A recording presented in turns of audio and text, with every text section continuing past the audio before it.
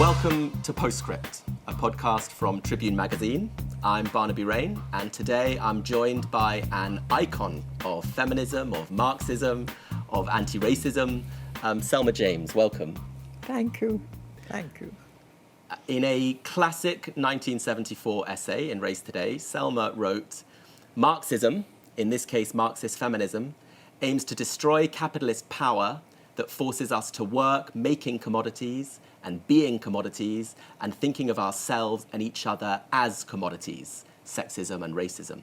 And we're going to explore those words today. Selma is best known as a founder of the Wages for Housework movement and as a longtime partner and collaborator of CLR James, and we'll talk about both of those and more.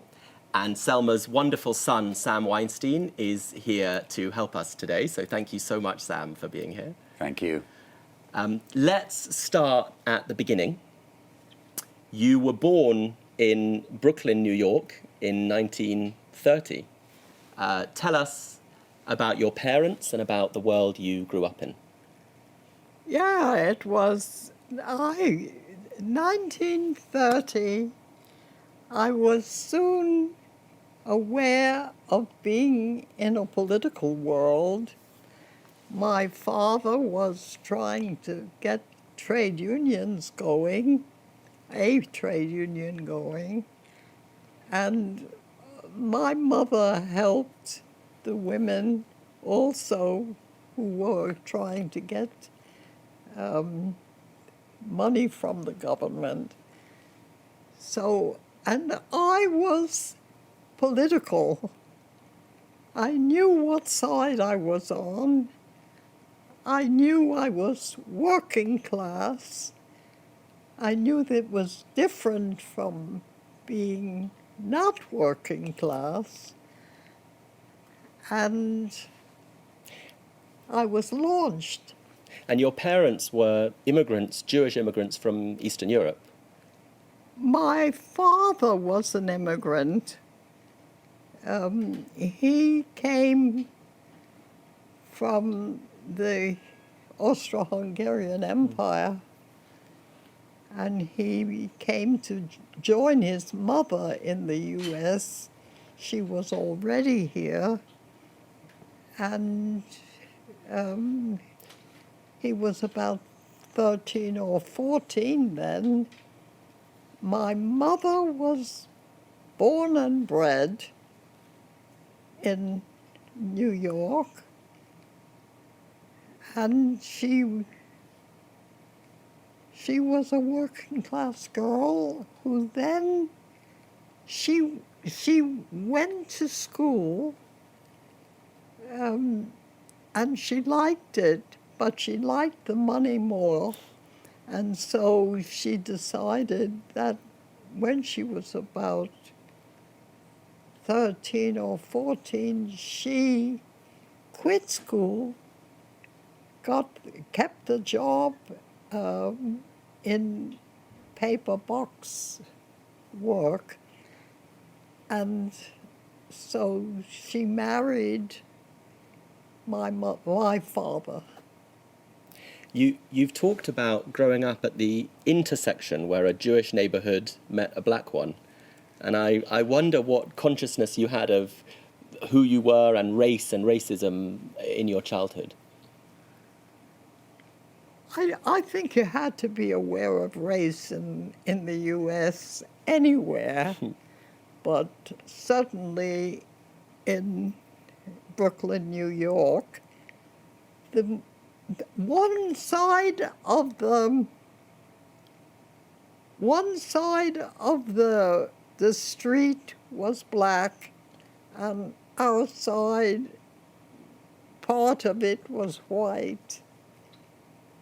You know, that's how it was. I think it was as a teenager that you first encountered CLR James. Yes, because my sister was doing work for him, you know, typing and that, and she was part of his movement, and so she showed off her her kid sister, who she said was bright, and so I met him, and he said, you know, what are you studying? I said, I'm just trying to learn Spanish.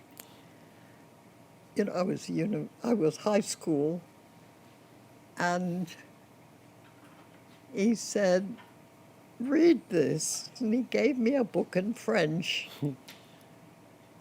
And so I tried to Do you remember what read book it the was? best I could, but nobody had ever asked me to read French before.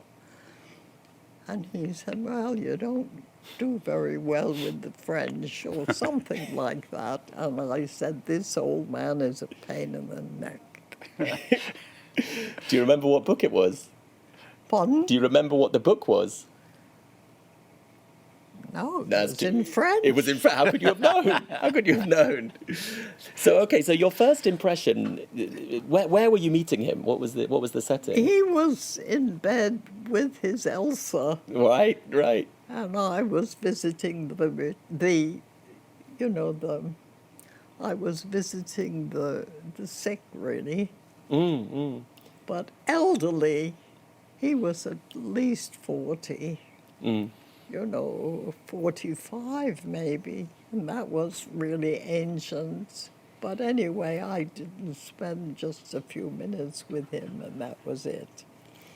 So how did you come? We should explain to our viewers and listeners, as we go through some of the people of your life, that CLR James was born in Trinidad and had come as a young man first to England, to London, and then went off in 1937, I think, to America. How did you come to know him, and what should people know about him? Well, I think that he was a very important person in the left, which I found out later.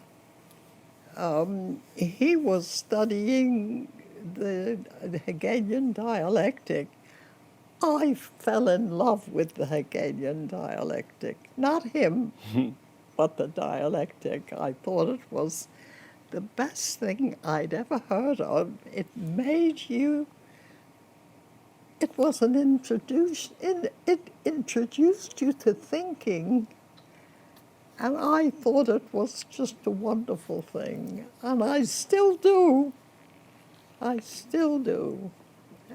So he was teaching a class on Hegel for some of his people, and I was just enthralled by the dialectic. Not by him, but by the dialectic. What was it about the dialectic that was so enthralling?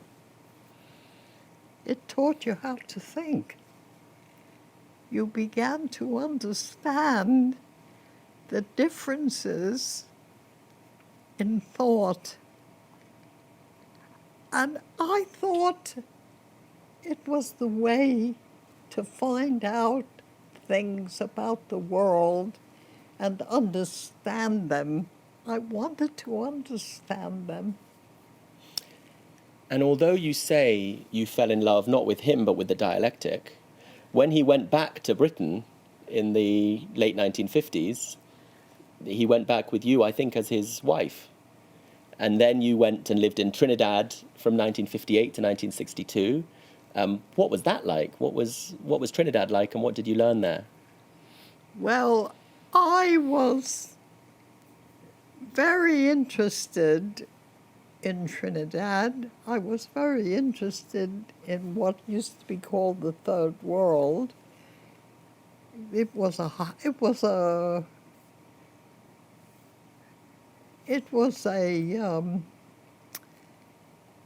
colony, and I understood what a colony was. I didn't know anything about imperialism. I began to understand, and I was really interested, and I was delighted, and I found out that the women had been doing all kinds of things in order to have some little space for liberation for themselves in the movement for independence. I was really thrilled by that and found out everything I could, who was doing what and who was interesting. And then from Trinidad, you came to London, back to London, where you have lived more or less ever since, I think. So I want to ask first about that 1960s world you came to in London, the world of Black Power, where you were involved in the campaign against racial discrimination card, and then in the moment of the Mangrove trial of Black Power militants of Race Today. What was that scene? What experiences did you have in London when you came back, and how did that affect your thinking? I was part of, because I had been in Trinidad and up to my eyes in Trinidad politics, I continued to be in Trinidad politics in London. And I found out about the race relations and how you had to deal with them, and what the movement was doing and saying. It was just the natural for me.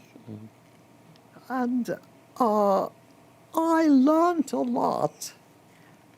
I really tried to understand everything I could, but it was on the basis of what I knew from Trinidad, so I had a start in terms of how people were dealing with their lives, with their poverty, with their trying to find out what politics they needed. And I found out that the way in which the way in which people organized for independence, some people were doing very well with it in the sense that they began really to change things, but most people who took any kind of political life were ambitious. And I was amazed at how quickly people became ambitious when they had the possibility of being part of the state. It was the first lesson in politics for me. One of the things that a lot of people now associate with socialism is love of the state, wish for the state to control things, to plan the economy.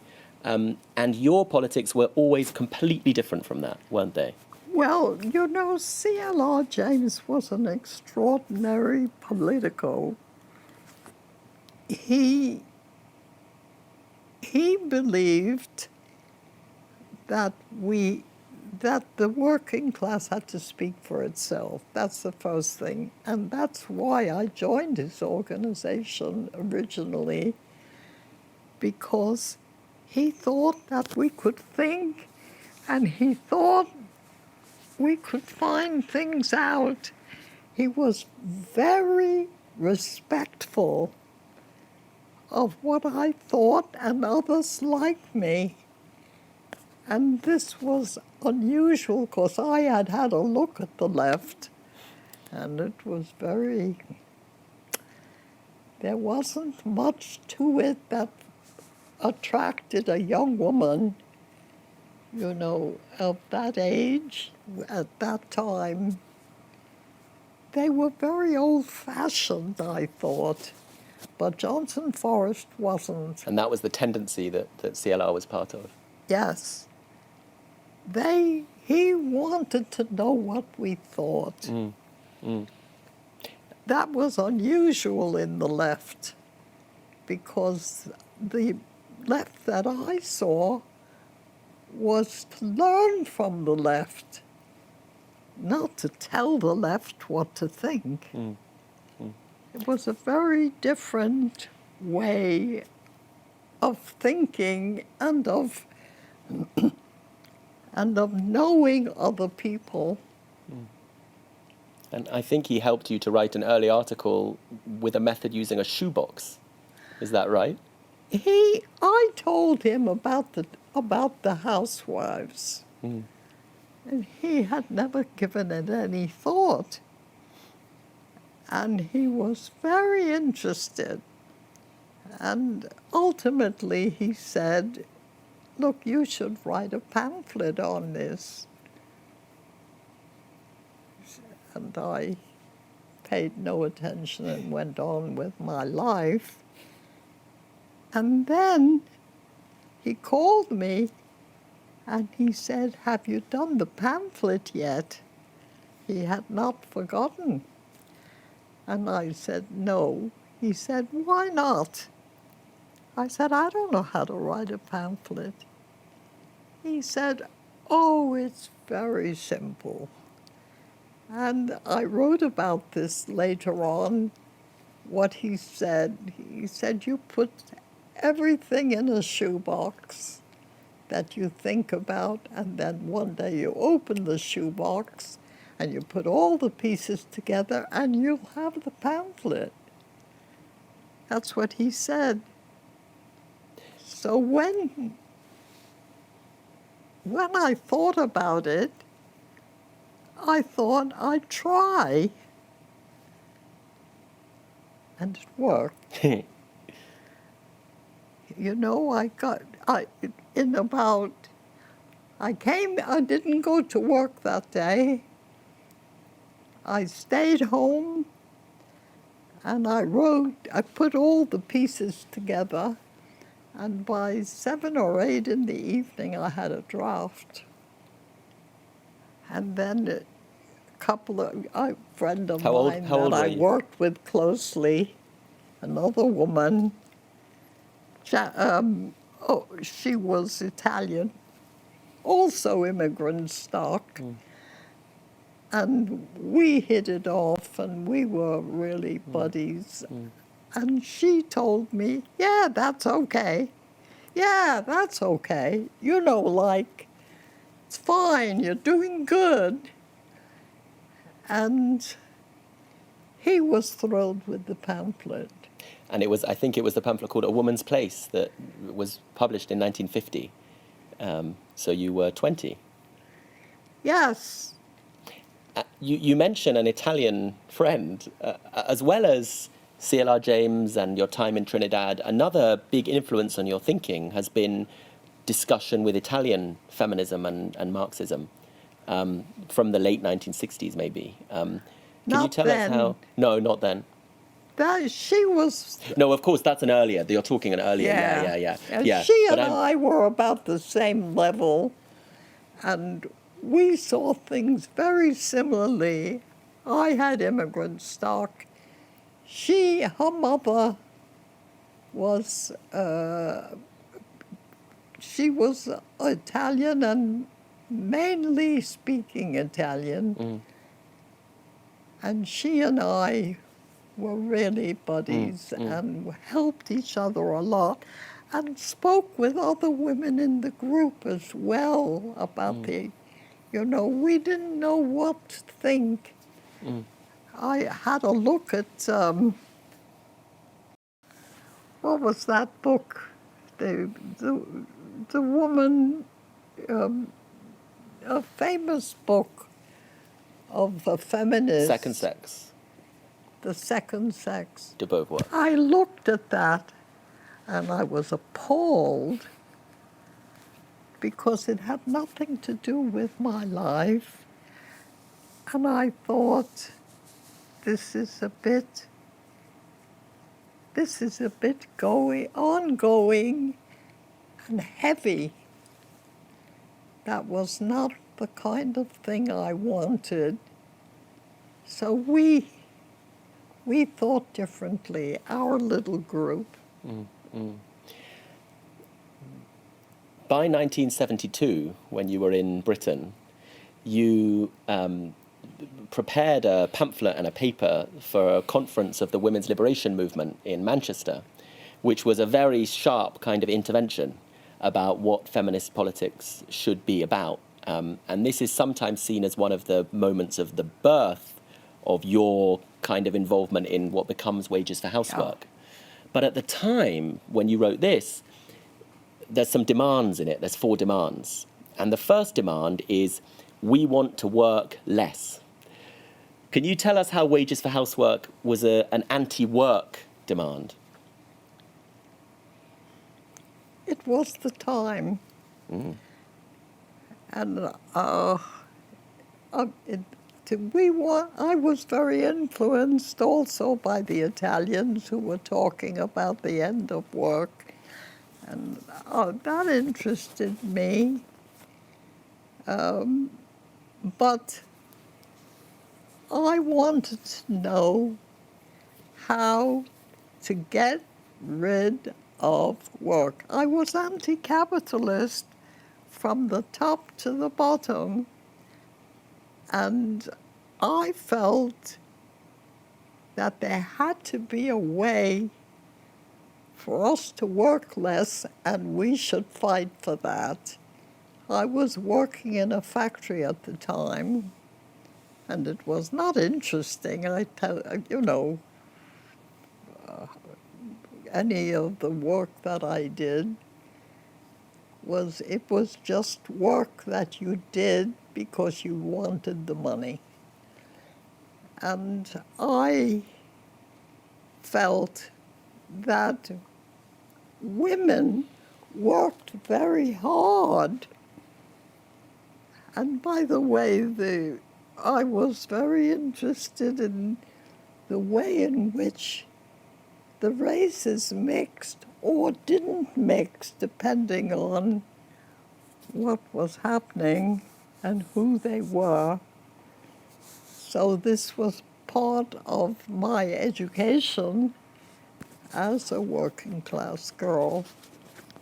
And I made good friends especially among black women.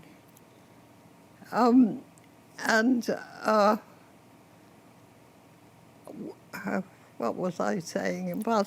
The end of work. Yeah, I thought, that we should talk about the end of work, and we should talk about the work that women did. That was what I was concerned about. When the women's movement began, a number of women, of course, got prominence, and they were not from working class people. They were ambitious. They were going to be members of parliament or other people who had a power in the society. I was not interested in that.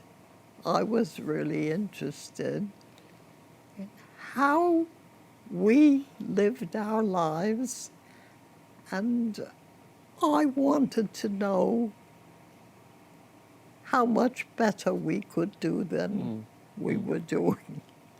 So I want to dive into that. I want to dive into the vision that was born then for you and others in Wages for Housework. Let's talk first about the home.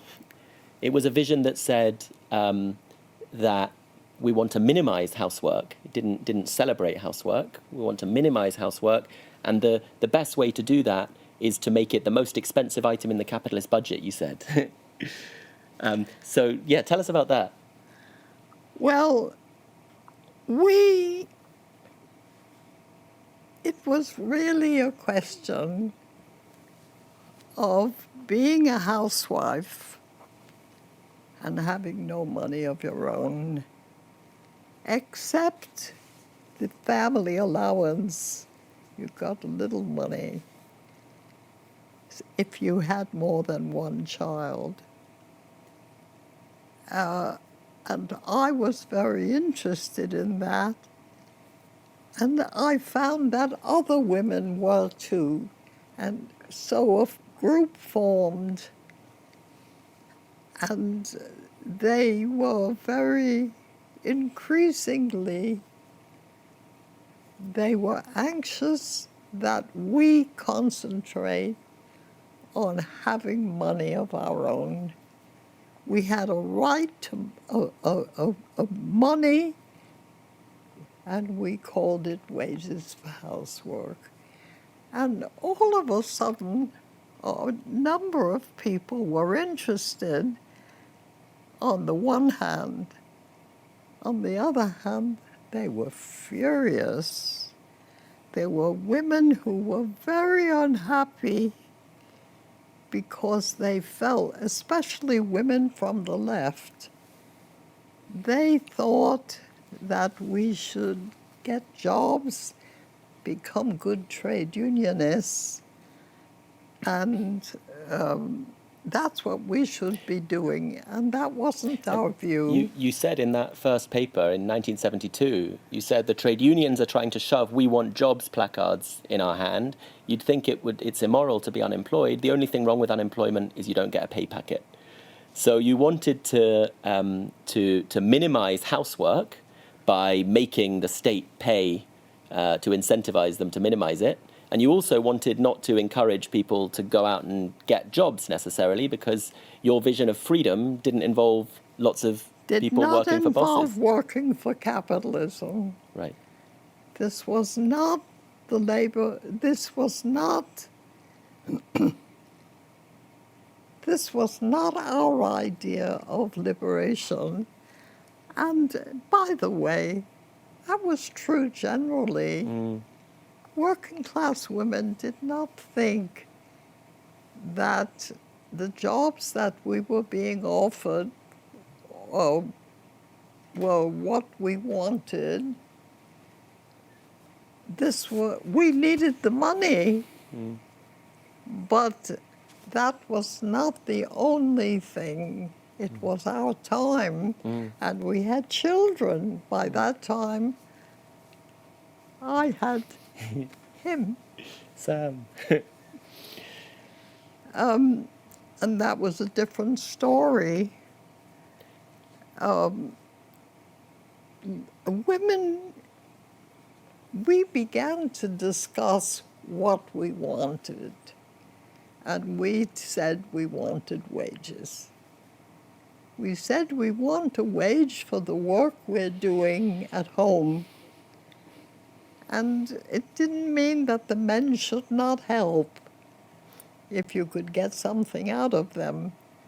But the fact is that women did almost all the work at home, and they made sure that the men were able to go out to work and bring money in as well as giving some money of the mother's wage as well.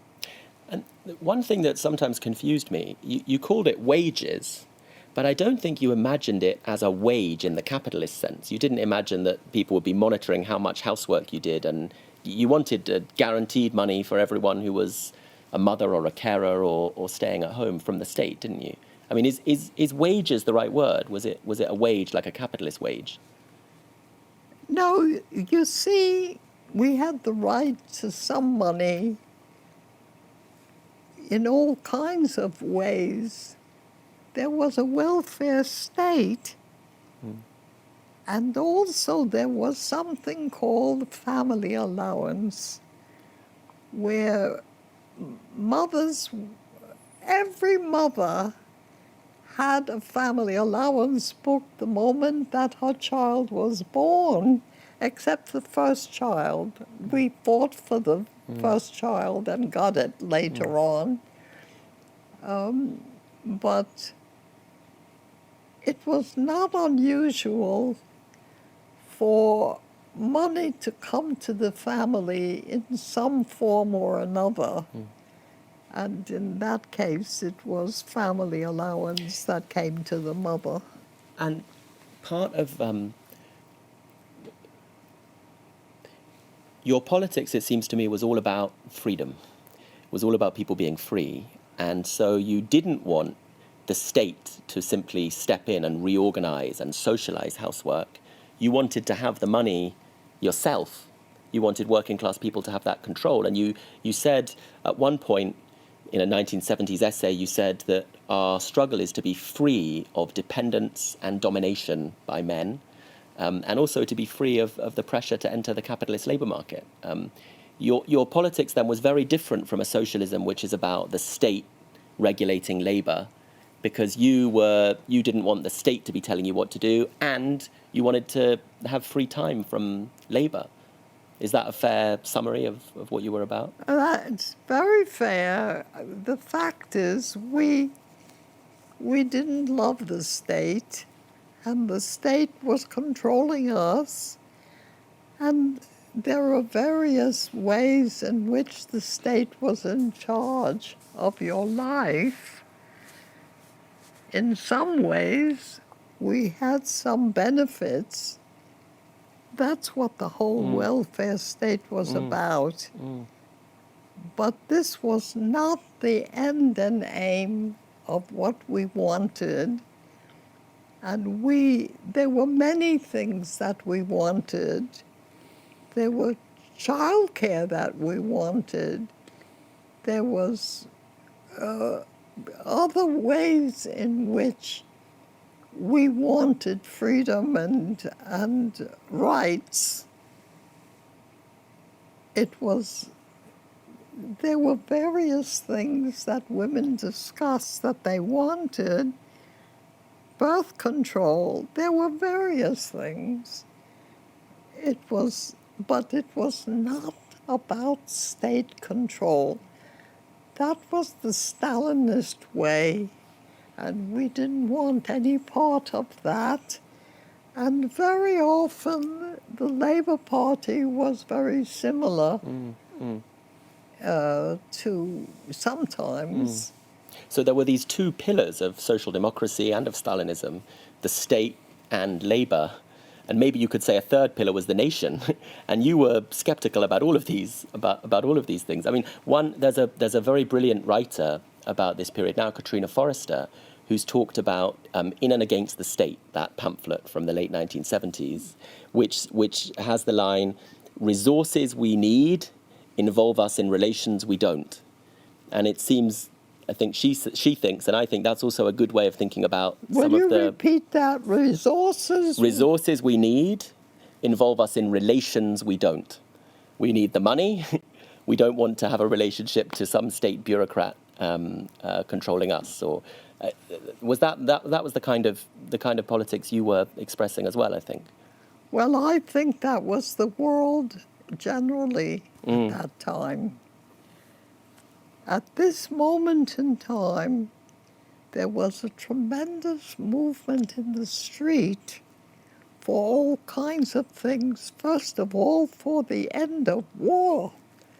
It was tremendously important to all of us. We had to end this Vietnam War, which was a scandal. You know, we fought. My son tried to get out of it and did. You know, he didn't want to go and fight. For who? No, he didn't. And others, thousands of young people ran to Canada, ran away so that they didn't have to be in the war. And that wasn't the only war. You know, that was just the biggest war at that time. So it was a time, the 1970s, of a world revolution. It was a time of massively violent imperial power, from Vietnam to South America to Southern Africa, but also a time of massive hope in ending all of these systems of domination. And people really believed, am I wrong, that oppressed and exploited people could win and could end these systems. And I think you had all kinds of connections to people around the world who were involved in that hope. We tried. We tried to have connections. We wanted to know others. We wanted an international movement. I wanted to ask you about one of these international connections, which is to what was happening in Tanzania, to Julius Nyerere. Can you tell us about that and about your connection to it? About Ujamaa and the Tanzanian Revolution? Well, we met a family, an English family, who had been in Tanzania, and he had written a book, a report about his life in this fantastic a very different way of doing things. There was this extraordinary leader who said that if the men did more work, we wouldn't need money from abroad.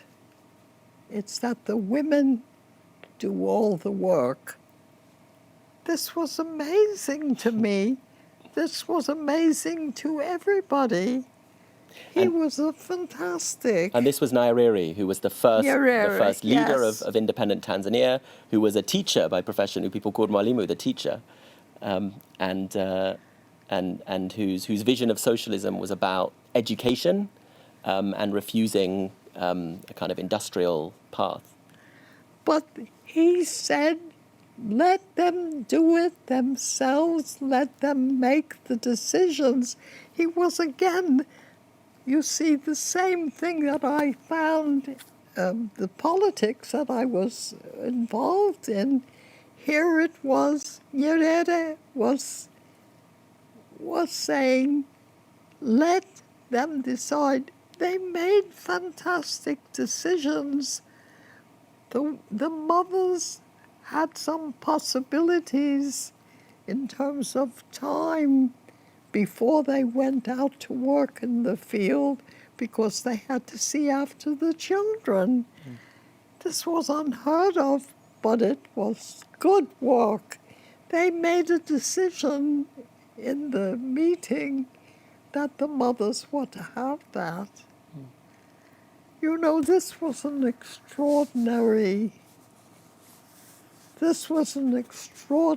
experience that was made in Tanzania, and we wrote a book about it.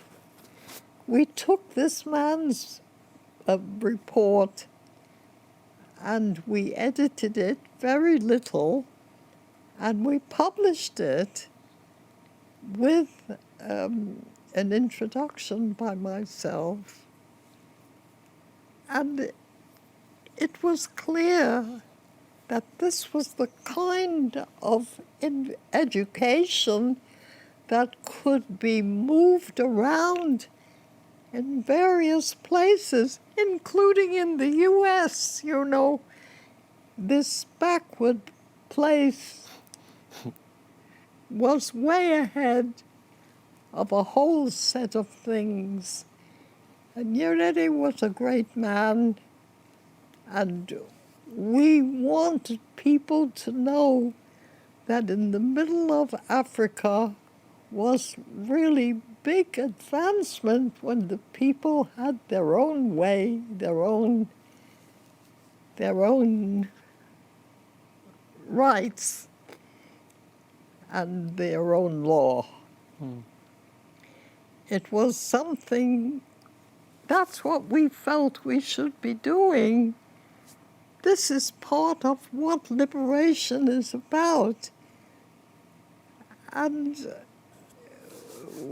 we were up to our eyes in all kinds of things. And wages for housework was partly a strategic vision to unite. You said we begin by uniting what capital has divided. And I want to ask you about that. Part of your argument has always been that the wage works to divide some workers who work for a wage from other workers who don't work for a wage. And in the 1970s, you said there was a deadlock on the factory floor, workers facing off against bosses in strong unions.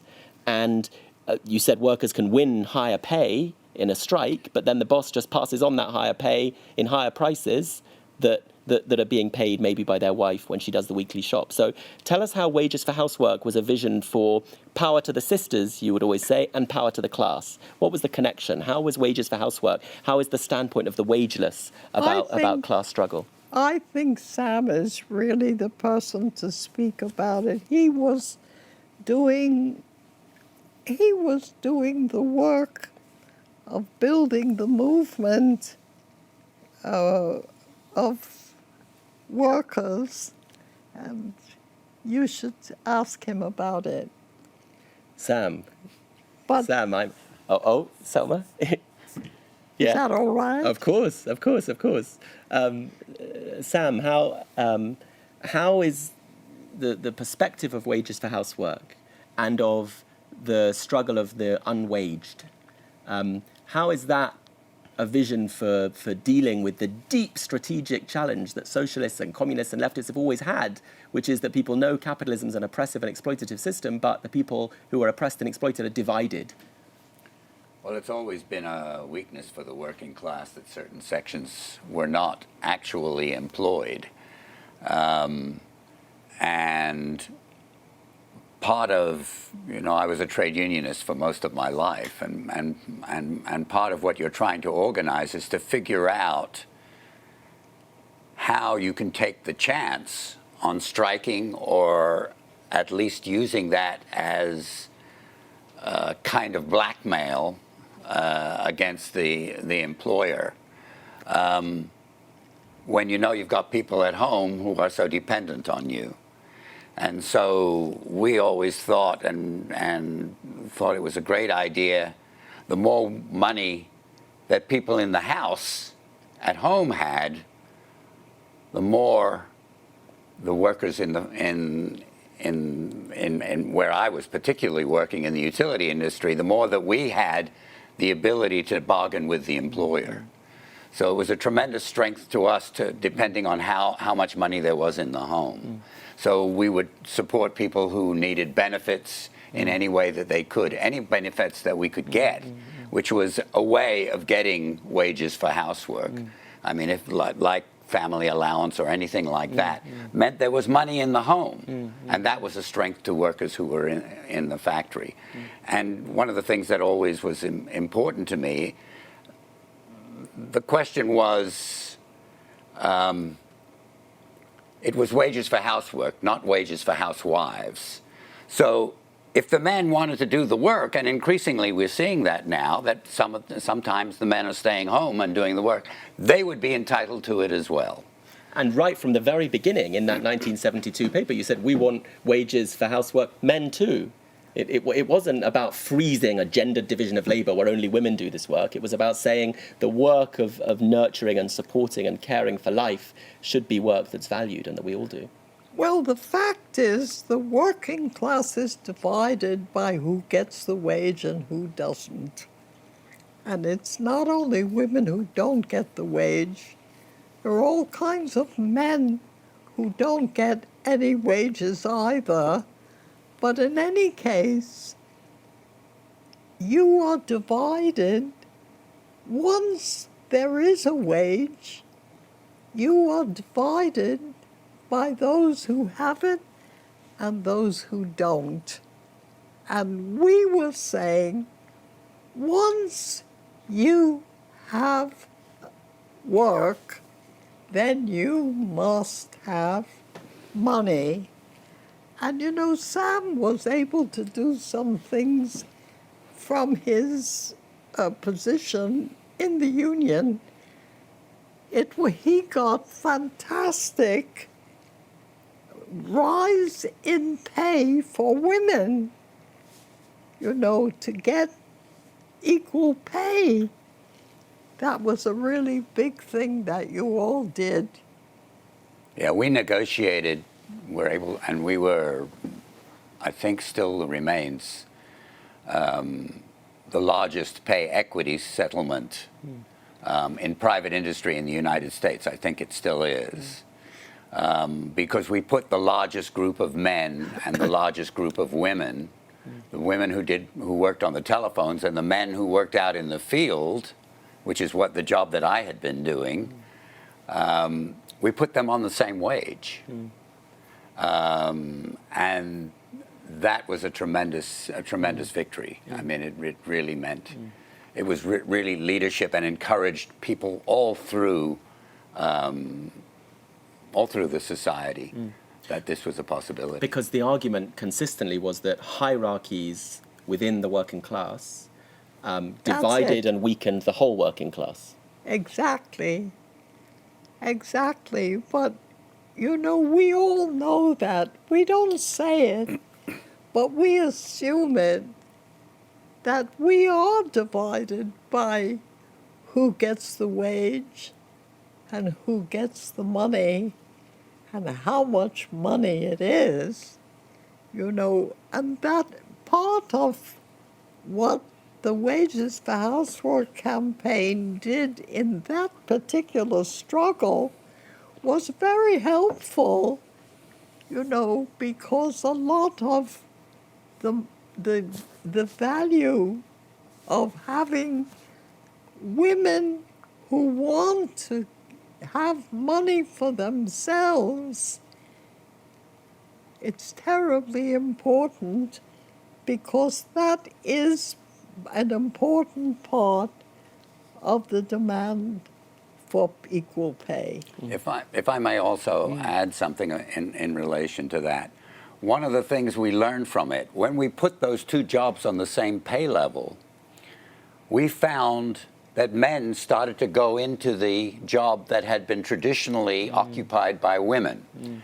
And that was particularly useful because very often men were getting injured in the field because it was harder physically on you, right? And so this was a place that they could go where they were not physically as challenged. They were challenged in other ways, as the women had always been on the phones, dealing with customers in that kind of continuous way. And so we found, once the money was there, the men were willing to go. And it made us realize, you want men to do housework, pay for the work, men will come.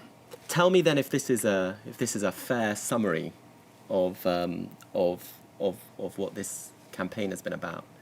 You wanted to free women from dependence on men because they didn't have any money and they were stuck in bad relationships. Right. That's one thing. That's right.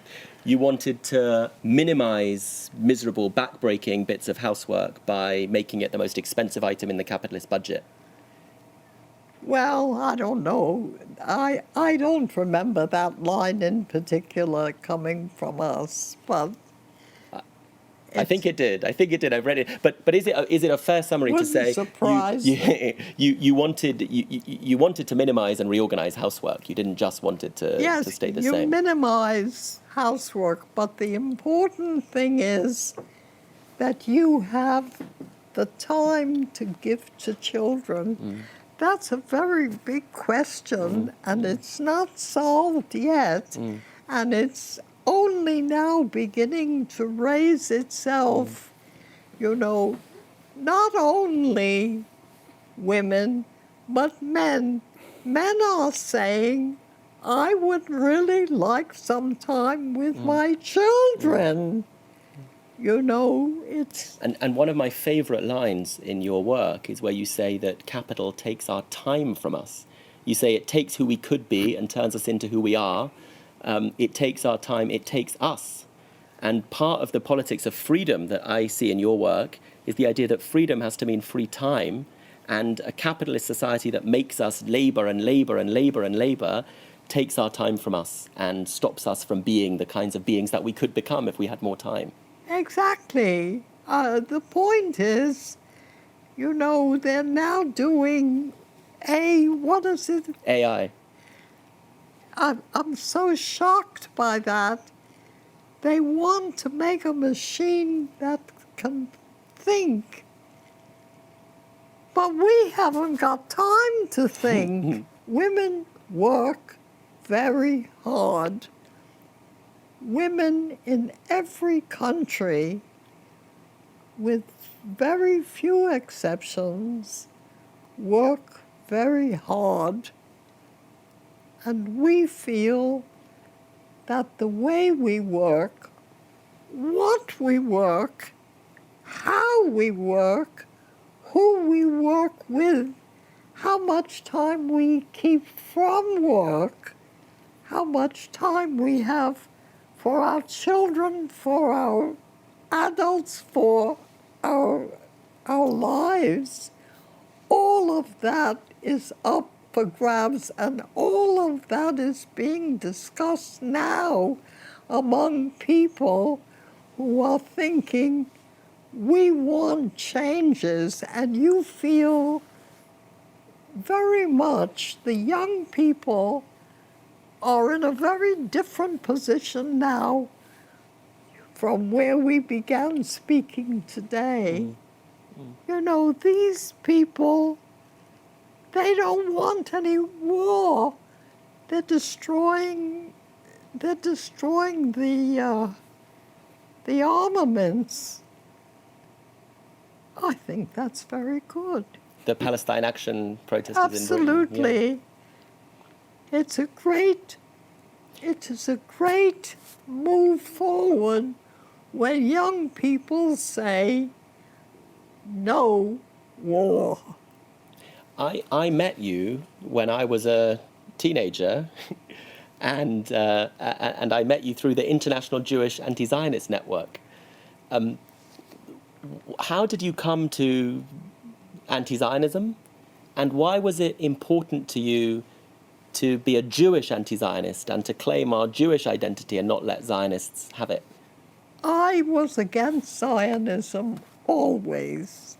My mother told me that when they came into the underground in Brooklyn and they asked for these boxes, she said, don't give them any money. That's This is for money donations. against us. It's for donations for the Zionist The project. donations. She said, don't give them any money. Me, happy not to. And we knew that they were racist and that they wanted the land from Palestinians. And we were against it. We were against that form of racism, just another form of racism, and just stealing other people's land. And I'm very happy to be Jewish and very happy to be anti-Zionist and to show that we are as anti-racist as anybody can be. And so that's how we work. We have a picket once a week, an anti-Zionist picket. What is Jewish identity to you? If it's definitely not Zionism, what does it mean to be a Jew? Why are you proud to be a Jew? Well, you know, the guy who was such a good guy what's his name? You're talking about Mark Edelman? Mark Edelman? Marek Edelman, the leader of one of the leaders of the yeah. Warsaw Ghetto Uprising. To be a Jew is to be... What is Always that? with the oppressed and never with the oppressor, Marek Edelman said. I think. Never with the oppressor. He was fantastic, he was. And I found out too late that he was alive when I was there and I could have met him, and I hated it. I hated that. Anyway, I wanted to meet a person like that who could say that when they had fought in the, for their freedom. Anyway. Tell us about the work that you have built and been involved in building over many years in Global Women's Strike and in the Crossroads Women's Centre in Kentish Town in North London. Right, and there's one in Philadelphia now as well, and there are other places, of course, and of course there are other countries. We have very good connections in a number of countries where they also have movements for wages for housework. What did you ask me? Just to tell me about what idea of organisation you have. One thing you've said to me before is that the big lesson you think you took from CLR James was about organisation, was skepticism of the vanguard party and these kinds of. What ideas of organisation have you been involved in building? I'm glad you asked me that, because what CLR did, above everything, he did many things. He had a very good head on his shoulders and a very good education. And he said, no vanguard. People have to be in charge of their own movement, and we have to listen to what everybody says. And I find that that's a very good principle of organizing. We have a meeting. One of the things in our area, in our meeting hall, we have a meeting once every month or 6 weeks, where people just say whatever they want. They don't like the way the window is in such a room, or they really prefer it another way. They say whatever they want changed, and they discuss it. And there are ways in which we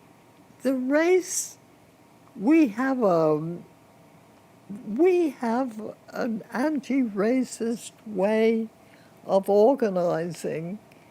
There is a movement of women of color. That's their thing, but that's not different from the rest.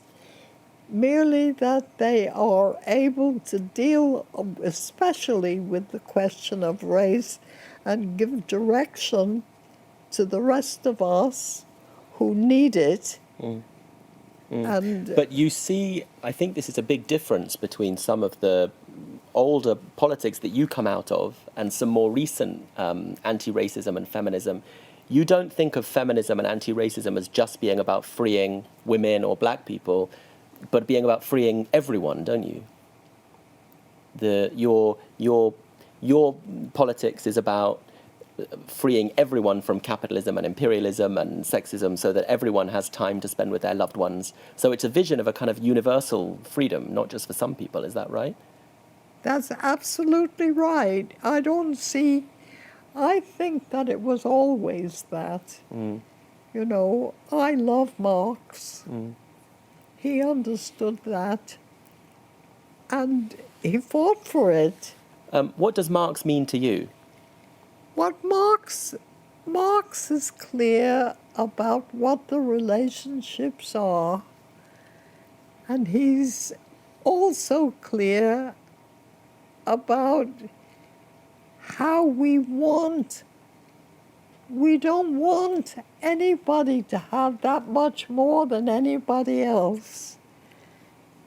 He wanted a society as we do, where each of us has an ability to be part of the whole society and not prejudiced against anybody. There's no reason to be racist. Well, but you've often given us sort of explanations of racism that are quite powerful, because you've said in the global capitalist division of labor, some people do some kind of work and other people do other kinds of work. And so one of the ways that you have a politics of a kind of universal freedom is you say, if we stop thinking that picking tea is not a job for white people and changing nappies is not a job for men, we can all become free to become different kinds of people, to learn new skills and do different things. You want to join? Yes, that's right. We have to change. We have to open our minds. We have to worry about the planet and make sure that what we do is helpful to it and to us and to each other. This is a way of viewing the world that gives us each a chance. So much of our life is taken up with trying to stay alive. It's ridiculous, because we can stay alive. We have to destroy the weapons, and we can stay alive and begin to live. Everything is very obvious once you know that you can do it, and that you are doing it with millions. That's what really matters. And I think that this is a moment in time where we really want the Nyereres and people like that, to be there telling us how it could be, and we can tell each other how it must be. Selma, one of the ideas of this whole podcast is that we live in a moment of decline and crisis for Western civilization, and it's up to us to make something better and different to replace this 500-year civilization.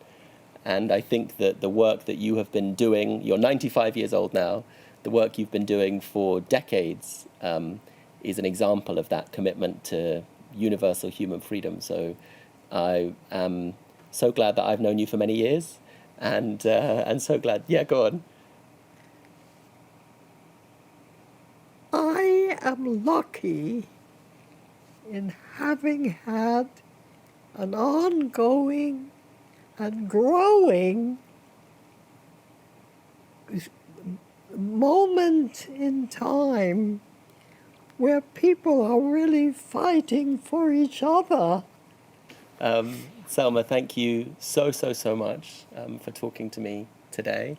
Thank you, Sam, for helping us so much. And if you enjoyed watching or listening to this podcast, then please make sure to subscribe to Tribune at tribunemag.co.uk/subscribe. I've been Barnaby Raine. This has been Postscript. See you next time.